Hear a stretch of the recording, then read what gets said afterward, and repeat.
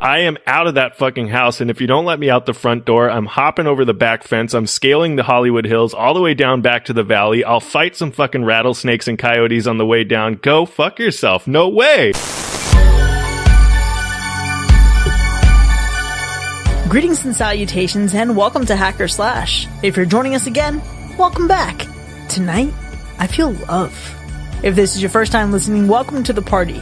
We are a horror movie review podcast dedicated to telling you whether a movie is a hack, A total joke, a waste of time, or a slash. Totally killer, pun intended. We believe horror is for everyone, and as such, we're rating these movies for the perspective we've gained from our varying walks of life and the flavors of fear we fancy most. My name is Chris, I'm your friendly neighborhood slasher enthusiast. This week I'm joined by the Superfly Space Guy, Mac. A lot of people think we're crazy, but I doubt they're as happy as we are. The classic horror connoisseur, Sean. So you're shitting out your pain? And the paranormal paramour, Binks. This thing is so thick. The people have spoken and our patrons have decided which movie we're covering this week. Before we get down to business, though, we have some follow-up. Let's follow up on a season. We're talking about the spooky preseason and the spooky season. So we're winding down the spooky preseason, heading into our official spooky season and our new blood drive. So we've got some stuff to expect from that new blood drive. Double stuffed Oreos. Just kidding. Double stuffed lineup, though. So 9 weeks of early films with new episodes and 24 episodes in October. That is insane. Yes. Okay, so 24 episodes total, like between September and October. But man, it is outrageous to me because I did the math as I was like putting in these notes, Mac. That's 6 months worth of episodes. Whoa. Wow, yeah. Did you have to quit your job to do the editing? Thankfully, I'm still gainfully employed for now. Hey, that's a lot of great content for people to be listening to. And thank Absolutely. you all for sticking with it. This was a big time and the biggest spooky season we've ever done. And it's both of your first full spooky season. A little round of applause to y'all. Snaps to you. I'm excited. It's a good season. Some good conversations, too. Hit your tits and pucker up because there's more coming your way. All right. So we've got community events, 2 Halloween franchise trivia nights, of course, hosted by our resident historian, Nathan, with grand prizes. So, of course, check out the Discord's events tab to keep tabs on that. Listen, if I could have a burner account, put on a mustache, wear a fedora, and pretend to be someone else, I would participate in this fucking Halloween trivia and dominate because these prizes that Nathan has picked out, I am envious of. I'm low-key wondering why I don't personally own them. No, I'm so pumped. His trivias are always so fun, too. So Yeah. it's going to be real good. To pregame, I've been doing more than my usual annual watch of the franchise, and I've been watching it with Nathan as he's picking up the trivia questions. Man, we got through Halloween Resurrection the other day. Nice. And my heart is just so full. Wow. Sure. Oh, that sounds like it's going to be a lot of fun for sure. Mm-hmm. The fun doesn't stop there, though. If you're a patron, you know about our B-sides, but guess what? If you're not a patron, you get right now, coming up, you're getting our free sides. So you get to enjoy our little post-episode bonus. So we've got some stuff in there like pregame chats, some bloopers, tangents that we go on that normally you would only get with our premium tier. And of course, sometimes a little bit of after dark material as well. Ain't that the truth? That's right. Now, happy birthday, not to you, to us, though. So new members signing up for our premium tier between the 1st of September and October 31st and sticking around, they're going to get a special little poster. Yep. It's always such fun art. Yeah, it's going to be good. And we're also going to have a special little version for those who are attending the next event that Mac's going to discuss. Mm-hmm. Okay, because this is the real stuff here. This is our first ever live meetup. It is my first time live meeting Sean and Binks. Oh, yeah. Yes. So that's going to be pretty cool. Like sparkles will happen in the air. It's going to be amazing, but it's going to be Friday the 13th of October. I've already ordered the sparklers. It's going to be great. It's going to be amazing. I'm going to be so obnoxious. Can't wait. Mac's going to be like, oh, God, get away from me. We do have a plan, though, because basically when I meet you, we're going to do a little group hug and we're going to play Wind Beneath My Wings. Just be prepared. Okay. So Friday the 13th of October, Orlando, Florida, live recording, mixer, Halloween Horror Nights, and our beautiful faces. That's amazing. What a time. I'm so excited. It's starting to feel more and more real, like it's been real this whole time. It's getting close. Yeah, we have a channel now in our Discord server where everyone's kind of congregating and discussing the plans and like making little groups for Halloween Horror Nights and stuff. It is to die for. I'm just so stoked. And can I have a little sentimental moment with you real quick? Absolutely, of course. So I'm thinking about in 2017, right, when we started the show, before we had any like real idea of like what it could be, if it was going to last. And I wrote down our ultimate goal is to foster an environment in which conversations about horror movies serve as catalysts for enriching connections between people. And now it's actually happening. It was wild because as the 2023 meetup channel was popping off, I was like reflecting back on my notes and I was like, damn, man, we really did this. That's so cool. That's awesome. That is really cool. Well, if that has you as about as amped up as like a cocaine bear, check our show notes. Check the link down our show notes. Learn a little bit more about our spooky season. We'd also like to say welcome. Thank you. Hope to see you soon. To our new patron, Dylan. Thank you for joining the Hacker Slash family. And take your coat off, put it in the closet, sit down, have a biscotti, have some coffee. Ooh, biscotti and coffee. That sounds nice. Welcome, Dylan. Enjoy that coffee. Yeah, absolutely, Dylan. And that's our follow-up. This week, we're diving into a film that brings the nightmare of anxiety to its central focus. And the film follows an unassuming dinner party meant to bridge the gap between old acquaintances and new friends. The setting is surprisingly ordinary, but the assortment of guests results in a dynamic that uncovers past traumas, unhealed wounds, and simmering undercurrents of tension. This week, after winning 54% of the overall patron vote, we're talking about The Invitation from 2015. This movie was nominated by our patron Alyssa, who says, The Invitation is a film from the same director as Jennifer's Body, and it is just as incredible, but in a different way. I love that slow burn and tense atmosphere that is interwoven with themes of trauma and loss. Also, I'm a sucker for something that we can't say because it's spoilers. So this one is 100% a slash that I would love to hear everyone's thoughts on. Well, Alyssa, I know you're in the live chat right now, and I can't wait for you to hear these thoughts on it, so let's get started. Who's seen this one before?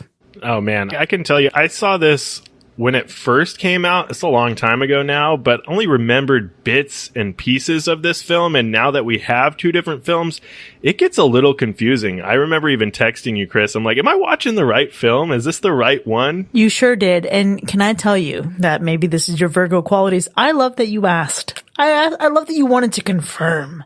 Always prepared. I've seen this movie, but also kind of maybe around the time that it came out. So it's been a long, long time. And I faintly remember some things from this movie, but not entirely.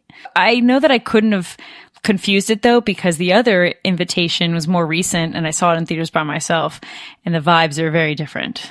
Entirely two different movies, but nonetheless, an easy mix up with the name. It could have been an easy mix up. And I looked at the year. I was like, okay, I'm pretty confident that I'm going to watch that movie. So I didn't watch both. I took a gamble there and just watched the one. But I had literally not even heard of this movie until we chose to cover it and didn't look up anything about it either. Ooh, fascinating. I know that I watched this before. I distinctly remember it. And I distinctly remember not feeling great about it when I first watched it. But then I remembered later that there was the possibility it was because I watched it with an ex who absolutely sucked the joy out of watching movies together. So I went into this really hoping to see a better side of it. Granted, I think it's one of those where you can't watch it the same way twice. And I think that it's not that there's so much of a big surprise that happens, so much as you get a very specific kind of release watching this movie. And so when you know that's happening, what is it like when you go at it again? You know what I mean? So that was a question mark for me, but I went in with a lot of optimism that I'd be able to enjoy it more this time around. I mean, I think that's cool. If you remember the movie, I didn't remember much of the movie, much like you, Bink. So I almost went into this one with a fresh palette, right? Like I didn't have any real expectations other than I did read the synopsis and all of that. I was really expecting this one to really be very cerebral, right? Psychological horror for sure. The kind of horror that just lives in your mind and simmers for a while. That's what I was really expecting out of this one, but no real expectations, good or bad, remembering previously, because now that I watched it, you're right. You wouldn't be able to watch this one the same way twice. For me, it was definitely a fresh take. The thing is that the only part that I remembered of this movie was the ending. So I guess there was kind of that sad aspect of it, but I didn't remember exactly how we got there. So I was expecting to just see this movie as if it was a new watch. It's just that I was spoiled the ending to some extent in terms of what it looked like cinematically, not necessarily like what the plot was or anything. So I just figured, it's been some time. I've watched so many movies. I've had to like review so many at this point, and you just get the critical thinking skills going a lot more. So I was like, all right, maybe this will be like a new watch, new perspectives. What am I going to grab from this movie so that it actually like sticks to me versus my first watch in which I didn't remember much. So yeah. I had no idea what to expect. I was like, the feeling I got from the name alone was giving me like The Perfect Host with David Hyde Pierce, maybe just based on the title of the film. But I had no idea what was going to happen story wise or who was going to be in it. And I think that really set me up well. Oh yeah, I can imagine. I'm glad that you had some optimism going into it, at least that you went into this with the potential of giving it like a very fair shot. Man, watching this again, it was such a different experience. But I think it's because I allowed myself to feel more things, right? There's context that we get about who these characters are in the very beginning. And I didn't realize, I think, how much I appreciated that context the first time around. I think it sets it up. You just take it for what it is, but it's actually really well curated and crafted in that moment. And I found that a lot of the things that I felt were secondhand cringe, like a special level of embarrassment that you would never really want to experience IRL. And I still managed to feel that from a fucking movie. So I think this movie this time around, despite knowing exactly what happens, I think I felt more this time than I did last time. Yeah, I definitely think social discomfort and suspense are the name of the game here.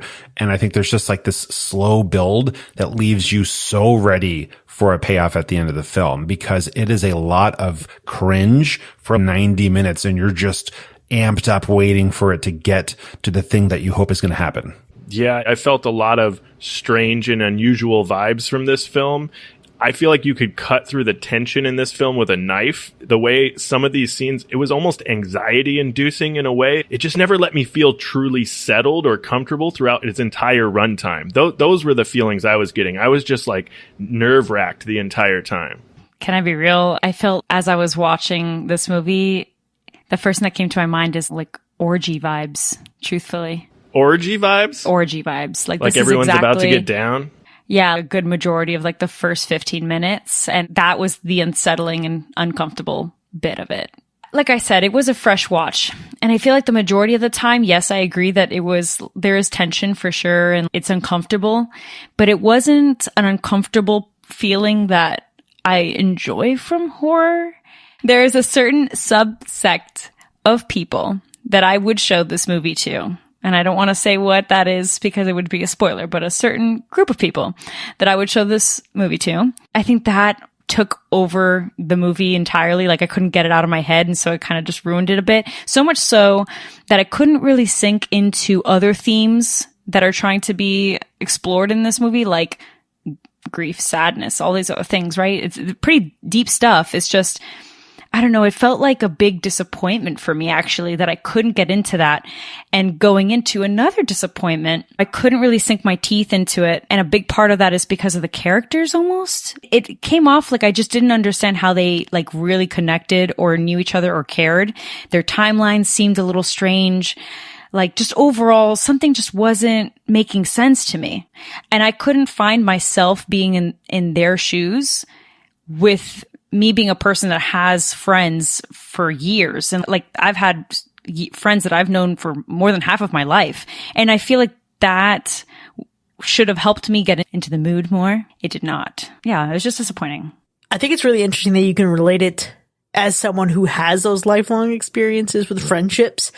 I found going into this, I almost took like a very different approach. And obviously our main character knows these people, right? I think the way that you experience this movie, you don't experience it from the way that I think I took it, because I almost treated it as if I was a different character who has no connection and is along for the ride, and you're being introduced to these people. And that is something where I literally wrote in my notes, I hate the introduction of people without the context of who they are to you. Don't just say, "What up? This is Sean." Oh, hey, it's Binks. What's up, Matt?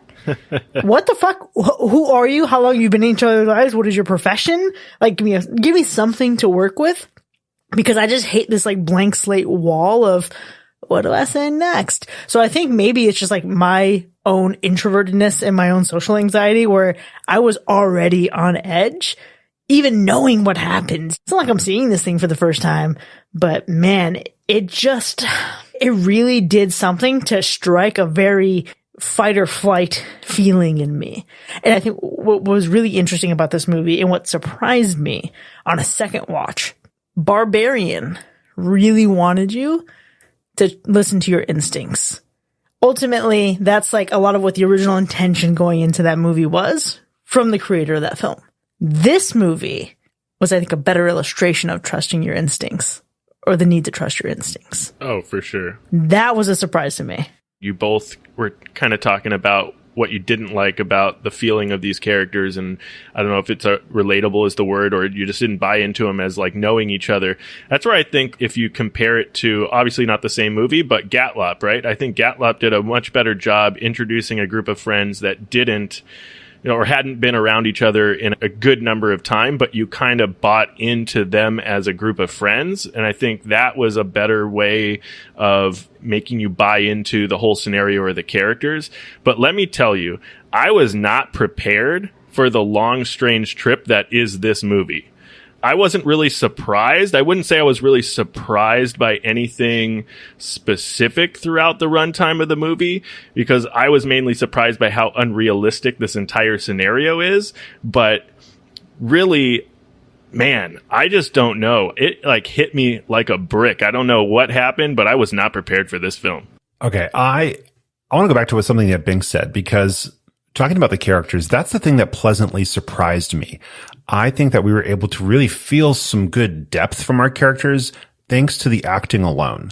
And we didn't need unnecessary exposition or hours of flashbacks. We got some here and there little bits. And to me, that was sufficient. Now, in terms of like how these people are friends, these are not the types of friends that we would have, right? These are like either really wealthy friends that are probably don't really like each other that much, but this is all they've got. But they're more like acquaintances. Like they all know each other. They've been there throughout the years, and they can take stabs at each other in jest. But when they like would need to really rely on somebody, these are not the people they would truly rely on. Yeah, it was giving only one pair of people in this group have been shaped by trauma, and it shows based on the way they all interact with each other. Like these are for sure, Mac, you said it, these are not friends that I would have. I'm sorry. If I said something in confidence, I'm like, okay, don't fucking say this shit. And then all of a sudden some dude goes to the host and says, this person thinks, I'll be like, fuck you, bro. You're dead to me. Never talking to you again, ever. Yeah. No integrity. Yeah. And I think the movie is really a lot about social interactions, right? And so when it comes to fear, we'll talk about the bad stuff later, of course, in the second half here. But I think the real fear comes down to a lot of the human interactions while you're watching this, right? Because the entire thing makes you feel awkward and anxious. And so every time somebody doesn't listen to their gut, they'll show that they have good intuition, right? But they don't listen to it. That's where that anxiety increases, and that's where the suspense increases, because you're like, you could have done the smart thing. You thought about doing it. Nobody else around you did, and yet you still didn't do it. And that just gets like your blood boiling while you're watching this. Yeah. Yeah, blood boiling. It's frustrating more than scary. This film is a lot of things, but frightening is not one of them. I would agree with that. It makes you feel things, but I wasn't scared for a second. Even the tension that I felt was more social tension versus, oh my gosh, what's going to happen next? Who's going to go? Who will be left standing? None of that. Didn't really give a shit who was standing at the end of it, but I did cringe a lot in terms of the social interactions. Yeah, that was probably the most painful part. And if anything, I would say the only thing that's frightening about this is that maybe like in the future, if you were to get an invite from your ex, that might scare you a little bit, or you might second guess it. But that's the extent of that, I would say. That's a given no matter what scenario. But honestly, it will make you second guess certain relationships or interactions with people for sure that you have once shared so much with, obviously, like an ex. But to your point earlier, Mac, I think in terms of originality and like the story as a whole, though. So in between watches, so between the first time I've seen this movie and now, I have since then seen this movie called Speak No Evil. It's a Danish film. And this movie reminds me a bit about that film. Not to spoil it, but the only thing I'll say is what you were saying, Mac, earlier, like social interactions and like dismissing your gut feeling. But in this case, like dismissing your gut for the sake of politeness, which I think is so interesting, again, because of the characters and the fact that they just, the way that they are and kind of not really being super close, but just enough. But aside from that, also, it's got the regular tropes of grief and exploring that. It's got dinner party gone wrong. It's got all kinds of typical things that we've seen before. But I just wanted to bring up that, again, I didn't want to spoil too much for Speak No Evil. I rarely recommend it, but I kind of definitely saw a correlation for those two. Okay, now my curiosity is piqued. I think we see a lot of movies where there's some kind of tension or anxiety that exists between the characters. Maybe there's levels of paranoia. And I won't say that this is the first to do that. But I will say this is the first I've seen in a long time that makes me feel as much as this one does. And let me tell you, this director also directed Jennifer's Body, and she knows what the hell she's doing. Like, she knows how to make a statement. And I think that in and of itself really sets itself apart. But what else really sets itself apart is this ending. I absolutely love the direction that this goes in. There is this moment where you are caught up in the story, and then it finds a way to exceed your expectations. That is a really cool moment. I didn't care for the ending to this film really at all. It was giving The Purge mixed with Us, but if Charles Manson, or better yet, Jim Jones wrote and directed it, I don't know. The ending for me was very predictable, and there was, I don't know, there just wasn't a lot there that really stood out to me that would make it like really great. I mean, there was a lot of slow burn build up to this movie, and then a lot of things that happened in the third act, and then the ending, and I don't know. For me, it just didn't land. I need to probably pull back hacker/classic term, which is I really loved the end. The actual end, not the pre-end, not the preamble to the end, not the third act, not the climax, and then all the dominoes are falling into their place. But when we finally get a moment to pause and think, fuck. Yeah. That is the moment I'm referring to. That good end. I get you. I will agree that the ending is somewhat predictable because I think our main character is showing you the way the entire film. And then the film itself is trying to make you either doubt him or root for him and with him. But even though it is slightly predictable, I think it's the ending that you yearn for over 90 minutes because we have so much time spent building and just like grinding through how awkward everything is. And I think this was the ending that I hoped for the entire time. Yeah, I just feel like it's chaos, but a chaos that you kind of saw coming in some ways. And so I'd have to agree. I mean, with everyone, it's an okay ending. It's nothing that's spectacular except for the last bit. And that is why, of course, out of the entire frickin' movie, the last bit is what stuck to me. I'll always remember this movie with that ending. And I think that's almost also why I was like, if we're reviewing The Invitation, I'm pretty sure it's this one instead of the other one because of this particular ending. All right. Well, I'm hearing some mixed opinions here. I feel like I love this ending maybe a lot more than most of you do, but we'll see how all of this shakes out in our ratings. Now, before we get there, Sean, how would you describe the gore score? Well, let me tell you, the forecast for tonight's gore score is looking partly gory with some light bloodshed. You get the kills. There just isn't a lot here in terms of actual gore, so it's getting a low gore score. And what about the animal report? We've got another road casualty right at the start of the film. Luckily, you don't see too much of it, but you hear it, and that's substantial enough to say that it's not necessarily a rock-solid, safe film. Well, let's go ahead and get into our ratings then. The Invitation from 2015, was it a hack or a slash? Okay, so I think the film here is really about great acting and masterful suspense.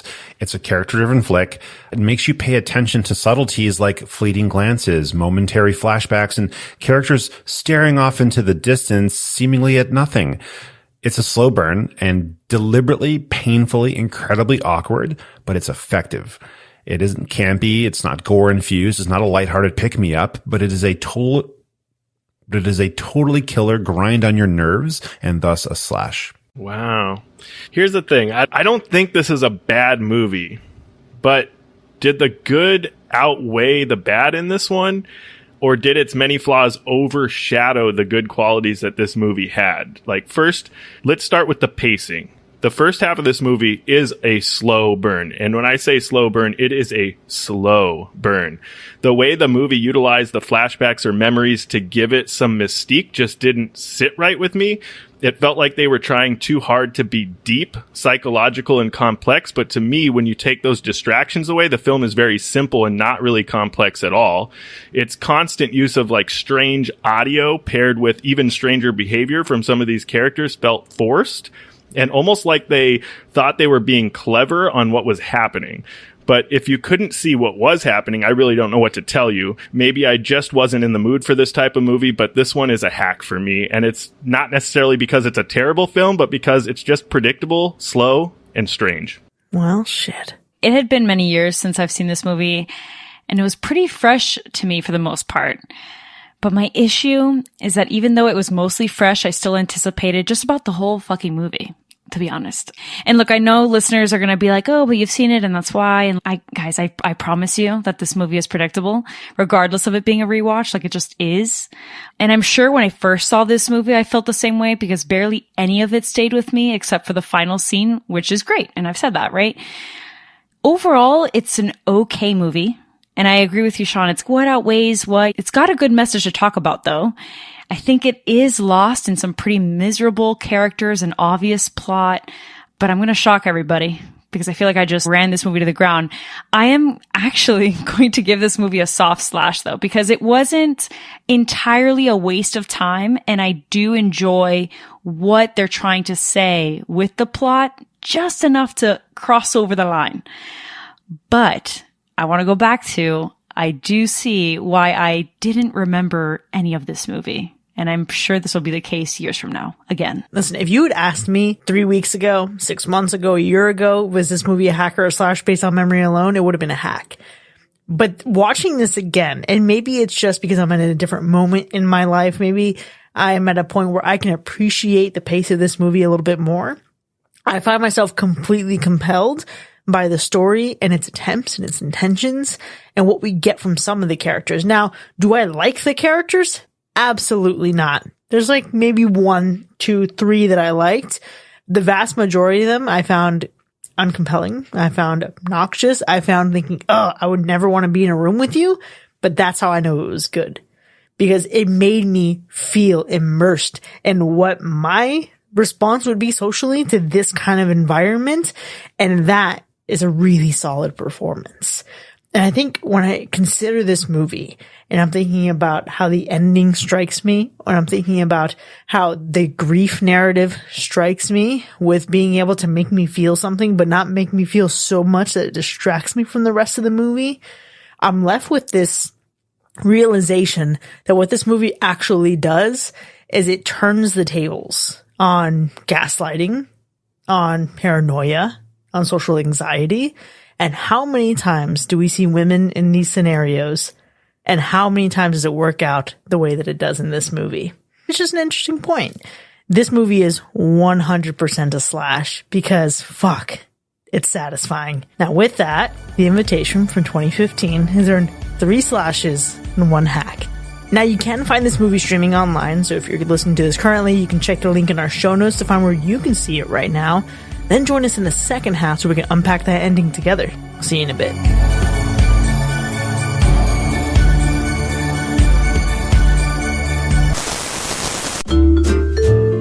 Ever get that sinking feeling that your best friend's dinner party is more than just overcooked pot roast and awkward small talk? Well, we at Cult Comfort Company have you covered. Introducing our flagship product, Gut Feeling Goggles. Simply put them on and watch as a user-friendly interface helps you decipher ambiguous social situations. Unsure if your host's welcoming smile is genuine or if they're hiding something sinister? Fret no more. Our Gut Feeling Goggles can tell friendly grins from menacing smirks. Can't shake off the strange vibes from your host's new friends? our BFF, Best Friends Forever background checker, comes to the rescue. This app digs up amusing dirt on anyone in the room, giving you fodder for distraction or even a swift exit strategy. Are strangers forcing their unsolicited advice onto you? Introducing the Mumbo Jumbo Muffler, an inconspicuous earplug that transforms convoluted rhetoric into soothing nature sounds. As the host dives into the spiritual benefits of an inappropriate honesty, you can blissfully listen to the gentle babbling of a brook. For Hacker Slash listeners, use promo code SLASH to receive our cult-proof cloak included with your first order. This fabulous nondescript wraparound not only sets the style bar high, but also conveniently opens up into an inflatable escape pod. One tug, and you're gliding over your bewildered hosts, bidding them adieu. Remember, folks, Cult Comfort Company, because the only cult you should be a part of is the cult of been there, survived that, got the t-shirt, and wore it to the next suspiciously strange dinner party.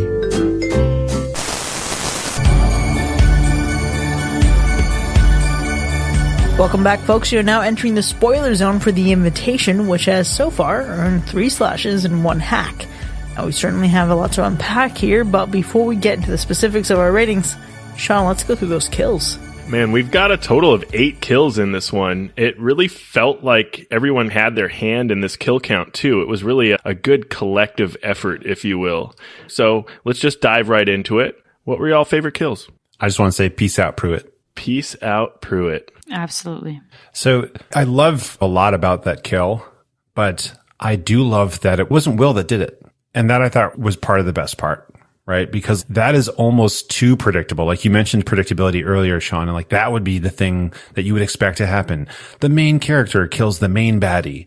And in this case, he struggled. Yeah. Because he's freaking big. And so it makes sense. That's true. My favorite kill is actually of a similar vein and a similar feeling, Mac, and it is David's kill because Tommy's the one to taking him out backwards on the stairs. Yeah.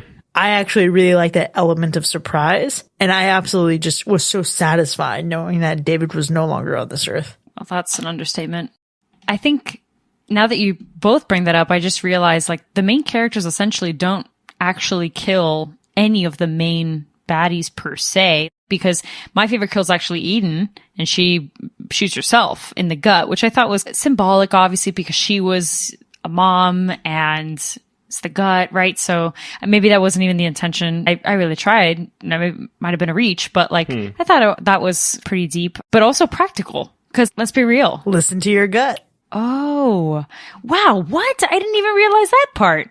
I'm being silly. I instantly thought because, again, she couldn't let go of the death of her son, that literally your gut and your stomach, obviously, like the womb, right? Yeah, for sure.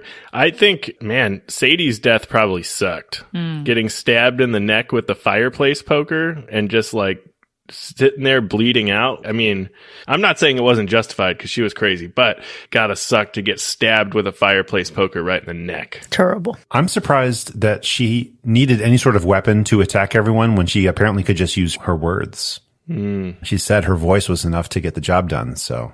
That is true. She did say that, and she did not live up to those expectations. Can we go off the record here and say that we probably should have had a kill count of 9 because we all know that Pruitt killed Claire, right? That's like come on. I want to hope that Claire got to survive, if not for any other reason than the fact that Claires often don't make it in films. Yeah, well, it's not looking too good based on the circumstances and the track record and everything that was going down in this house at this dinner party. Yeah, she got wrecked. I like to imagine that Pruitt walks out there and just says the most weird, uncomfortable thing to her, like whispers it to her, and she just drives away grimacing. Yeah. Definitely creepy.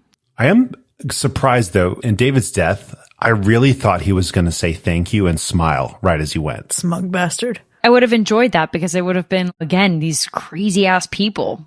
Another off the record kill would be the one that you watch in the video. Oh, yeah. Who goes to a dinner party and thinks this is a cute video for us to watch? Cultists. Oh, man. Yeah. Oof. Uncomfortable. I do have a pick for worst kill in the movie. Okay. And by worst kill, it actually is not even about the kill itself. It's about the aftermath of the kill. You ready for this shit? Yeah. Talk to me. Mia can't put that kangaroo out of its misery. She leaves the kangaroo to suffer. That's not Will. Will is going to put this coyote down. However, here's what bothers me about this. Will not only bludgeons this coyote. And poor thing, we hear the whimpering. Yeah. We see that he drags it off the road. This motherfucker gets back in the car. Mm-hmm. And he touches his face and he wipes his mouth. Yeah. He wipes his beard. He doesn't fucking wash his hands until well into the movie. Well into the movie. At no point does this motherfucker sanitize. That is filthy and disgusting. No!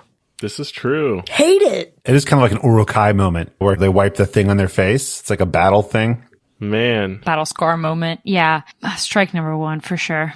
That was terrible. Not the coyote dying first. That's just a horrible thing.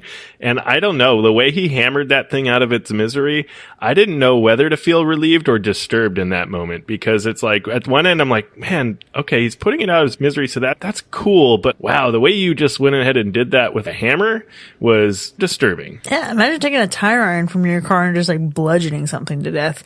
I couldn't do it. My intention would want to be there. I don't know that I could. However, I think why I don't hate that moment is because it's apparent that he's not enjoying it. That he's like, shit, man. Like it did something for him. I know, but could you do that? No, I would for sure call animal services. Yeah. Because if that coyote's living, then I'm going to give him a chance to live. Yeah. The poor boy's hurting though. They're in LA though, so they'll probably never show up. No, that's true. Well, considering the circumstances of the ending, definitely not. Oh, womp womp. I feel like it's not that he didn't enjoy it. I feel like he felt nothing, actually, when he did it. That's the feelings that I got from that whole initial moment. Well, that's even more disturbing. Yeah, that he was like so numb, so desensitized to it. He just full on mashed that head. He got in and he just seemed like he was stressed and wiped his face. Yeah, I didn't get any numbness from it. I got someone who's been through some shit and has probably had to do this before. He tells Kira to get back in the car. He's like keeping her from having to see it. He does it, and then even his reaction, like he kind of looks at it for a while. And when he gets back in the car, and it's disgusting that he's doing that, but he's like wiping his face and he's trying to like recenter. I don't know. I couldn't do it. I mean, didn't his kid just get bludgeoned with a bat? Yeah, years ago though. Yeah, I'm just saying. I think it would be harder to do something like that, but... Not years ago. This is my problem. When you say years ago, it makes it seem like it was a long time ago. It was 2 years ago. Just 2 years ago. Mm-hmm. Everybody's acting all kinds of ways for just being 2 years ago. They're acting like they haven't seen each other in, I don't even know, like an absolute ages or something. Guys, I mean, it's already been almost a year since we joined or at least Sean and I joined the podcast. Time flies, bro. 2 years? Get out of here. What do you mean? Yeah. Very bizarre. Fair point. Yeah, but that's what I'm saying. It's not like it was like just yesterday and he's like paralyzed by this fear, you know what I mean? For sure. So if anything, the fact that you even bring up that his kid was bludgeoned only sells his reaction to this scenario even more for me. I think some things are left kind of ambiguous throughout the film on purpose with him, where you're trying to determine whether or not he's gone off the deep end. And I think it's done very deliberately as kind of a red herring. And I think this one wasn't supposed to be that way, but it works that way as well. Like you can take it, like Chris and I took it, where you can tell that this dude is like grizzled, right? He's haggard and he's really struggling. And in that moment, when I thought the same thing, right? That he doesn't want to have to do this. He needed a sigh. The sigh would have really sold it. And thankfully we didn't get a really loud sigh because that would be probably too cheesy, but the other way you could take it is something's off with this dude. Yeah. And throughout the film, we get a little bit of that, right? Where it's like, wait, maybe he's the one who's off. So whether or not it was on purpose, it works that way really well. Yeah. Well, the movie does play off of that. I don't know if it does it super well, but it does definitely play off of showcasing what you're like with him primarily the whole time, right? So you're getting steered in this direction of, okay, this is what he's seeing, and then you can go with that. And then obviously a lot of times he gets proven wrong. So I think it does gear towards that. I don't know if it's executed very well by any means, but I do think you're right about the red herring and what it tries to do. Yeah. And this brings me honestly to one of my favorite parts of the film, which was visually, they focused, I think, on faces really well, because there's a way to do it where it's like a really bad selfie, right? Where it's like all up close. I can see their pores and I don't know why I'm that close to somebody. But we had so many shots of him making subtle glances around or staring at things that were done so well. There were shots of David's face where he does a subtle glance over to Eden for just a quick second, right? And then glances back over, that tells the viewer exactly what Will is seeing and thinking just from the shot of that person's face. And I love the way that they were able to hone in, focus in on characters. And it wasn't over the top. It wasn't like, look at this person reacting. Let's be extra, right? It was just like really subtle. If you're going to make a character driven story, you better have a movie that knows how to light and shoot people's faces and show their emotions. And somehow they were able to do that, I think, masterfully. I like that you bring that up because I do think that one of the really great qualities that this film has is some of that cinematography work. It's definitely something to be admired in this film. I really enjoyed the work they did specifically at the dinner table, where the camera is going from Will starting to freak out a little bit. There's flashbacks that are cutting in and out, and then you get different glimpses of things that are happening around the table, the almost hyena-like laughter from Gina, and the chewing, and then the wine pouring into the glass. It was all visually very stunning, and that work, that cinematography work, was some of the best that the film had, for sure. Yeah, because it's supposed to make you feel that uncomfortableness, that unease that we've all talked about, especially you guys in the beginning. So I think it was necessary. Definitely did the trick for me, especially that dinner scene. I was like, I cannot do this. Quite literally, maybe. When they got to that chewing, it was very overt. It was like predation is happening. Mm-hmm. When they showed that, it was there is something bad in this room right now when we see that meat like grinding in between their teeth. And it's so wild because the way that it's shot and the way that it's stitched together, it is so overstimulating. Right. And it's so simple. This is a place where he's among friends, except for a couple fucking weirdos that just came in off the street, right? He's among people he knows, and he's also in this place that's like a fortress of grief and pain for him. So you have so many conflicting things happening, but specifically the way they pace those shots, I felt so stressed on his behalf. And it's very rare that I think a movie can elicit that from me in a good way. You said elicit in a good way. And now I just want to talk about my favorite part. Is the only part I remember from this movie. And it is the red lights at the very end. That is the brightest red light I've probably ever seen. So much so that through the test of time, I will always remember that scene of just darkness, the city of LA, and sparks of red lights. And you don't really see much. You just see the red lights and the sounds of the helicopters. And I'm so glad that they didn't even address that. As a viewer, you're understanding, oh, they're not the only ones. This is like a thing. There are 14 other houses. 14 other houses lit up with those lanterns. From what you can even see. Yeah. Who knows? I love that because in this movie, we have such an interesting angle and a juxtaposition of group and groupthink and being amongst friends and being in a crowd with staggering isolation. And then you think about the landscape of the city. This is Los Angeles. They keep talking about how many people there are, right? This is the city. Oh, these people are weird, but that's just people from LA. That it is what it is. You have to expect these things. You can't be too serious about it. So to have even the isolation of Will versus his friends, Will versus his ex-wife, all of this is like an internal conflict. But then even the isolation of that house, and then to realize that the impact is so much more global, that it's so much wider. That is fucking wild. Bro, how do all these houses end up with this cult at the same time? You just buying up property? It seems a little sus. It's the rich. But some of this is the part that is just not realistic for me. I just didn't buy into it, right? Like, I can see that the cult is happening within this dinner party, but then you try to make the cult, like, I don't know, worldwide, LA-wide, Hollywood Hills-wide. I don't know. But as cool as maybe the visual part of it was and maybe the message, I don't know. It just didn't feel realistic. And so I didn't buy into it. And so when we go through the entire film, it just was kind of for me.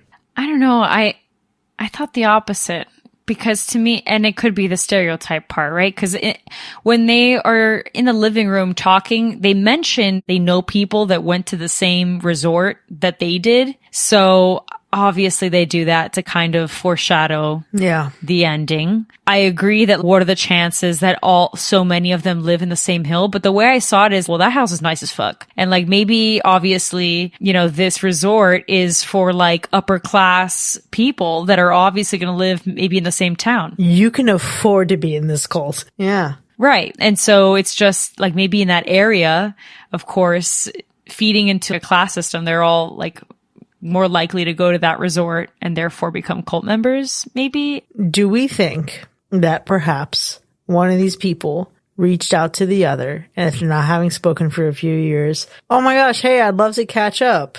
And then all of a sudden they're doing a little presentation on why they have to join the invitation? You mean a fucking MLM, Chris? Yeah. It's an MLM. Yeah.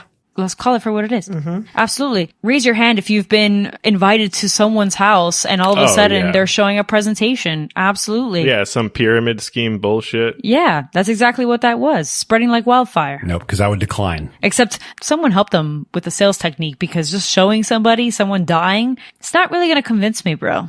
Yeah. How do I get rid of pain? But here's the interesting thing. You just need a little bit more charisma. Because if you're a little less fucking weird about it, Eden was spitting facts when she said those emotions are useless. You know what I mean? She did not have a point. They speak in half-truths, and they really just take it to an extreme that's just way out of pocket. I could see how someone more charismatic than David and Eden and Pruitt and Sadie could probably convince a few people. I think these people were a little bit too smart to fall for something like this. And even though they're going through trauma and dealing with grief and all the other stuff, right? I think they can lead them on with the most charismatic pitch. And then they're like, and then we kill ourselves. And then most people, 99.9% of people go, yeah, I'm out. I'm out on that one. This actually takes me to my favorite scene. And this is when they're playing I Want. And they're talking about the things they want. And David's talking about honesty. And Claire says, it doesn't feel very honest. It feels like you're trying to sell us something. And granted, there's the note of, oh, aren't you up for 10 years? So she works in some kind of education. Mm-hmm. So clearly she is a very rational, well-thinking individual, right? Like, she's thinking critically about this whole thing while she's there to have a good time and reconnect. She's not going to be easily swayed by bullshit. And I love seeing that dynamic come to play here. We have on one hand Miguel and Tommy, who are just fucking vibing and going with the flow. We have Gina, who's literally down to do coke. Yeah, trying to get that coke. You have Will, who's suspicious of everybody. Kira, who's just trying to adapt in this weird fucking room with all these weird fucking people. And then you have Claire saying, you're trying to sell me something. No thanks. Yeah. I have boundaries. I'm not going to cross them for you. I'm so glad somebody was like that, though, aside from Will, because you're going to tell me that all of you fuckers are like the least suspicious. That's just strange. It is super strange. Which again goes to my whole thing about for the sake of politeness. They haven't seen each other in 2 years, and so they're all, down to do whatever, like haha hee hee, acting all cool, when Eden, my girl, she's acting strange as fuck from the start. All right. If I was supposedly like best friends with someone and I hadn't seen them for 2 years and I know how they left and they came back that way, cult. Yeah. Instantly. Oh, yeah. Cult. Yeah. Literally, if it wasn't the video of watching somebody fucking die, it had to have been Pruitt talking about killing his fucking wife. There's no way in hell you can talk about politeness all day long. There's no way in hell I'm going to be polite in that scenario. I am out of that fucking house, and if you don't let me out the front door, I'm hopping over the back fence. I'm scaling the Hollywood Hills all the way down back to the valley. I'll fight some fucking rattlesnakes and coyotes on the way down. Go fuck yourself. No way. No way. And it's that Claire, my girl, why did you reverse and run over his friggin' feet? No way that after that kind of speech, I would let that man get to my window and try to tell me some shit. I'm out of here. That man is going to kill you too. That's insane. Yeah. Yeah, that was really the turning point of the okay kind of moment for the film. You know, it was like everything before this was weird. Everything after this, is going to get worse. Immediately when we get to that story. And it wasn't because of the story. It wasn't because that this is something that happened to him and he felt remorse and he had been reformed while he was in prison or whatever it was, right? He was just like, I feel no guilt. I forgive myself and you should too. And it was like, nah, dude, nah, not that easy. I will say my favorite scene is actually, it's such a brief moment, but I thought it was really sweet and sad.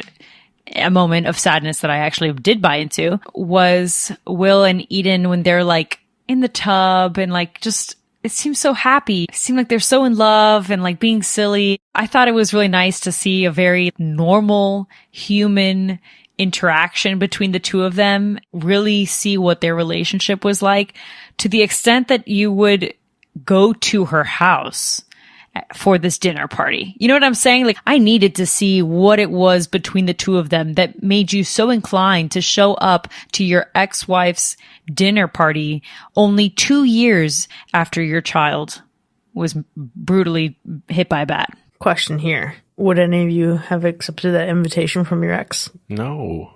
Is there an ex that you have where you would go to their house for dinner? Even, let's say it hasn't just been 2 years. Let's say you're not in the same exact situation, right?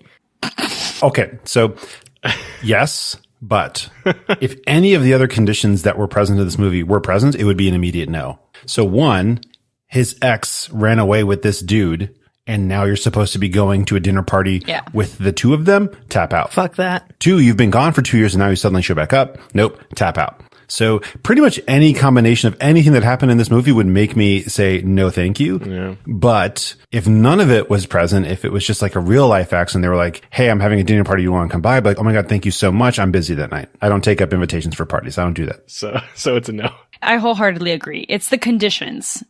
Honestly, it really is, because it's that, they just runs off with somebody else that you don't even really know. And they met in this retreat, this ominous retreat or whatever the hell it was, in the middle of, I don't even know exactly where. And you're coming back all like rejuvenated and like everything's just fine.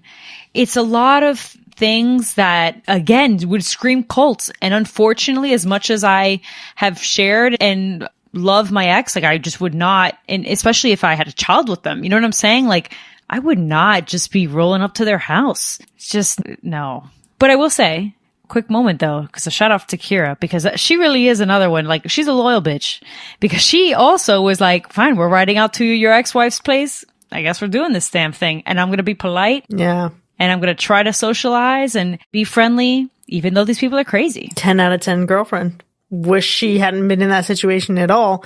Feel like she really needed to get the fuck out much sooner. Yeah. And I do appreciate that she kept insisting, no, we're going. Mm-hmm. We're going. I wish she had insisted a little bit sooner. Yeah. You know what I mean? Just for her own sake. Because, these people are fucking weird. Yeah, that's just a weird, tough scenario to be thrown into without knowing anybody. That just, I don't know. Yeah, let's talk about another weird scenario here. My favorite scenes in the movie. Don't drink the wine. When we get to that scene and we get those angles from the camera and he's looking around and the wine looks off. Yeah. Right. And they've been focusing on that wine all night. Yeah. It feels bad that he didn't slap the wine glass out of everyone's hand. He missed one, and that kind of feels bad a little bit. But that scene is intense because in that moment, you can either believe just for a split second, maybe he's still wrong. Mm-hmm. But 99% of you is going to think, nope, he was right. And now it's going down. And everything that happens right after that proves that he was right for the whole movie. Right. And it is like such a great culminating point. But, oh God, could you like imagine being the other person sitting at the table, glasses in your hands, getting smashed out, and you're like, oh, that was just about to happen to me. I'd probably be like, all right. I'd just be all right. Yeah, right? Hey, someone's telling me not to drink some shit. I'm like, cool. All right. Sweet. I mean, there's even the difference in the way it's served, right? That wine didn't come straight from the bottle. You know what I mean? Like, they have these nice little touches. Yeah. They're drinking bottles all night long. No, they ran out. Gotta get it fresh from my decanter, freshly squeezed in the Hollywood Hills. No way. They're really out here. Drink the wine. Drink the wine. Soon you'll feel tired. Sleep. Sleep forever. No way, dude. No. Sorry, buddy. Absolutely fucking not. Although I did hate that Gina was the first to go. Yeah. Because as fucking wild as that girl was, I did like her.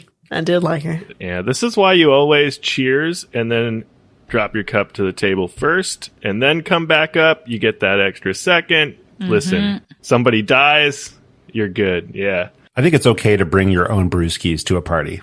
Yeah. Ain't nothing wrong with that. There you go. BYOB. You got nothing to worry about. And if you're going to a party where people would judge you for doing so, they need to reassess their own lives. I don't need $1 million wine. Yeah. I don't know. That's just crazy. What are you going to do? Put arsenic in my water? Seems a little hard to hide. Yeah. A little pill. They're capable of anything. And quite frankly, to get through such an awkward situation, I mean, I would definitely need some kind of libation for sure. I just would bring it myself. I'm going to bring my own brewski, as Max says, and I'm just going to go in there. I think you underestimate my willpower to just do whatever the fuck I want. I'm not staying there if I'm not comfortable. I mean, yeah. I'm just going to go. There would have been so many times what I would have left in that party, and it all would have happened within the first 5 minutes of getting there. Yeah. I mean, yeah, you just have to get there before Pruitt, because Pruitt was the last one there, right? So he parked behind everyone. No one can get out. He's conveniently got to move his car to let you out kind of situation. Uber. Getting the fuck out. Uber. That's right. Uber. Unless they got Uber locked down. Who knows? This cult might run deep. You got one guy parked outside. He's got a little red light on the top of his car. I got water bottles in the back. Help yourself. You want the aux cord? Oh, man. Wait, that's a whole other movie. Yeah. That is a whole nother movie. That's the sequel. It's called Spree. Man, you guys all talked about a lot of really great scenes, and I'm thinking, wow, I haven't even picked a favorite scene yet, but I did have, obviously, the watching of the death cult propaganda video and all the gameplay and all that, but I think to your favorite scene, Mac, right, I think even leading up to that, and we're talking about, like, the red herring kind of possibilities, man, what a good scene when Will gets that voicemail, finding out that Choi was there before everyone, and he's thinking, I fucking got you all now. I got you. I'm not letting this one go. And then, boom, the door, Choi walks in, and he's just like, fuck, and I'm sitting there like, no way did that just happen. That got me as far as a red herring moment. I'm like, I still knew something was off, obviously, but still, I was just like so upset for Will in that moment. Man, that's such a letdown. But then it goes into that wine scene, right? Holy shit. Yeah, I agree. Since I forgot that part, I was like, oh shit, it got me. They finally got me. I was like, damn, now he's got the info, he's got the intel, he's going to get them. And then next thing you know, he arrived and you're like, what a gaslight. It's insane. Yep. I think we can all acknowledge, though, that David was Wishbrand Will. Oh. This woman has a type. I thought that was the point. Yeah. Wasn't that the idea? Was it just like he walks in and he sees him and we're supposed to be like, oh, I get it. Yeah. She moved on to him. But hey, David, of course, me and my pop culture references, but not really. Haunting of Hill House. I was like, oh, that's my man. He's a weird asshole in that show and definitely an asshole in this movie. So you're saying he's typecast? Oh, no. Yeah. Not tragic for him. Terrible. There's something else about the pain that Eden has. I mean, obviously, moving on to someone like David, it's just so sad to see she was already very vulnerable in the wake of her son's death, and then she was just further preyed upon. Will was trying to, I think, save her from herself and her own grief and her own despair. And while their marriage may not have been salvageable, it's sad to see how she continued to be manipulated and taken in a moment of weakness. And that really sucks. I think the parallel that has for me feels a lot like something that's linked to what I think is the worst part of the movie. And it's going to sound very minor in comparison. Towards the beginning of the movie, we get this choppy, slow-mo footage of the sky. And I fucking hate it. I really hate it. It's after they start to drive away. And the only reason even semi gets a pass is because it reminds me of The Strangers. And The Strangers reminds me of the Manson family. And Eden being manipulated and being preyed upon. And you think about some of the origins of some of these young kids, not even necessarily the ones who went to trial for all the murders, but the people who ended up in the ranks of Manson. See how they were manipulated. You know what I mean? Oh, yeah. Untending people who came from decent families or loving families, and things just go horribly wrong. Yeah. Because someone with nefarious intentions manipulated them into that. And that's fucking terrible. It is terrible. It's sad because, of course, she's ultimately looking for some type of escape from feeling grief. So, like, I get it. But, God, I honestly, my worst part is just that everybody else, like, she's got great depth to her. Sure. Everybody else sucks. Everybody else is shallow to me. At least that's the way I saw it. Like, they were like, okay. I just felt like everybody was just okay. And then the whole plot is just so predictable because the characters are so shallow that ultimately to me, it's like you just already know from the jump that this is just a group of people that are here to be polite. And I just can't let go of the fact that you watch this video and you still, all of you are still in this house after watching this video. Like, you don't know what's about to happen. Like, you don't know that you all are going to die. Thank you. Why would you watch a movie or like a video of that's supposed to be like what helped them in this thing, and it's them literally telling you she died, like she's let go, she doesn't have any feelings. Okay, well, let's go have a glass of wine now. What the fuck? Wow, that's so crazy. Wow, I couldn't have seen this coming. What do you mean you're poisoning me? Ah. Let's just finish this night. And it's just now, yeah, and it's finished this night so I can finish this movie, because it's like the whole movie, I'm just waiting for them to obviously die. Mm-hmm. So, I don't know. I feel like they all deserve to die because of that. I agree. They were too dumb to live. My favorite saying, if someone is dumb enough to do something, be smart enough to let them. Right. Yeah, I don't know. The worst part to me is also a character, and it's Sadie. And it really is from a story perspective. The scene where she's propositioning Will, what did it add to the movie? Not much, right? The glance down the hallway to see her only wearing a shirt, what did it add to the movie? Nothing.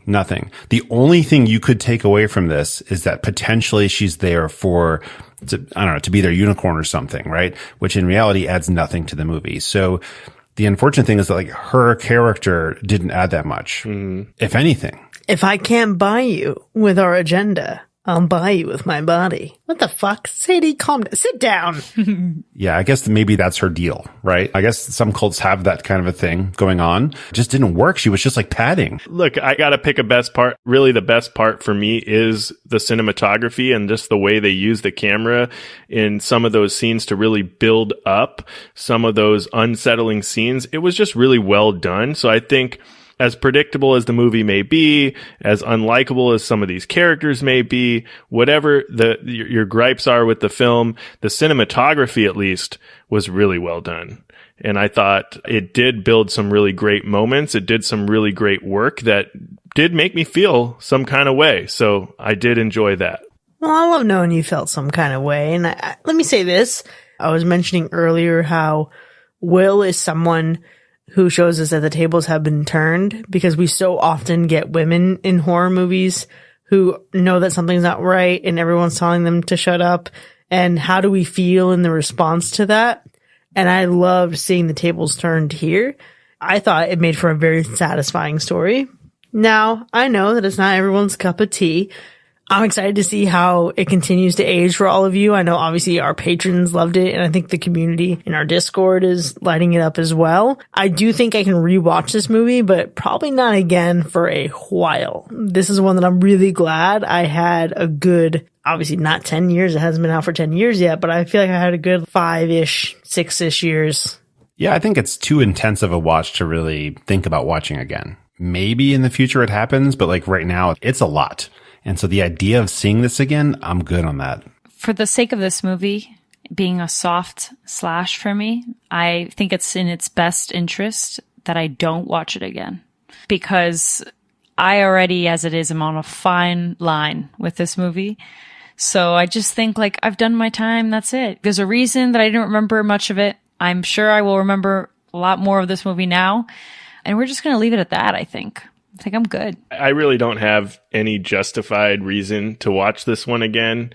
If I want an unsettling, complex psychological horror film, I'll just watch Get Out or Us or maybe even Midsommar, but not this one again, honestly. I can see, though, how this could be a really good, like, baby horror, intro to horror, like someone that's not really into horror can watch this movie. And I mean, it's just one of those that's not too over the top. It has a message behind it, and maybe somebody out there, well, there's a lot of people out there that like it. It's just not me. Well, I know none of you are leaping at the opportunity to really give this one another shot, but let's see what Matt can give us in Fact or Fiction to tide us over to our next watch. Number 1, Ben's wife was originally going to be at the party, but she was removed to give him more depth. LOL. But you know what? I'm going to say fact. I don't know. Maybe, you know what? No, I'm going to go fiction. This one is a fact. Nice. But at least she got to survive. Number 2, Claire bounced out early like any sane person would, and although we don't see her fully escape, the deleted scene that would have been in a different world showing her fate revealed that Pruitt gabbed at her until she sped off. Oh, good for her if that happened. I don't know. I didn't look if there's any deleted scenes. In my world, she's dead, so fiction. Yeah, I'm going to say she's dead because, again, it's the politeness factor. She wanted to leave, but she still didn't have enough to be like a full-on mean person to shut him down, especially with him being so big. So, yeah, I'm going to say fiction. This one is a fiction. So, Karen Kusama revealed that Claire did not survive. She was fatally injured and bled out near the bushes in front of the house. Oh, come on. I'm glad the scene was cut because I think it helped a lot in adding to the suspense because you spent the entire movie wondering what happened. Mm-hmm. Can we just add her to the kill count now? Unofficially official because it's in the director's commentary. Damn. Number 3. Kusama specifically did not want the characters to sing the birthday song during the cake scene to make things feel more odd and off-putting. I almost feel like singing Happy Birthday would have been more odd and off-putting, like so joyous and weird. Like everyone's so happy and like we're just so excited to be here together, all besties, with Will just in the background like, bitch, what am I doing here? So I'm going to say fiction. I just think anytime you have a group of people and you have to sing happy birthday, it's already odd and off-putting. So I'm going to go fact because I do think that you tend at someone's birthday, there's a cake, there's candles, the lights are off, you're expecting to hear happy birthday, and when that doesn't happen, that's a little off, I guess. So fact. I will agree with you there, but this is a fiction. The song still had its invalid copyright at the time, but months later it was ruled invalid.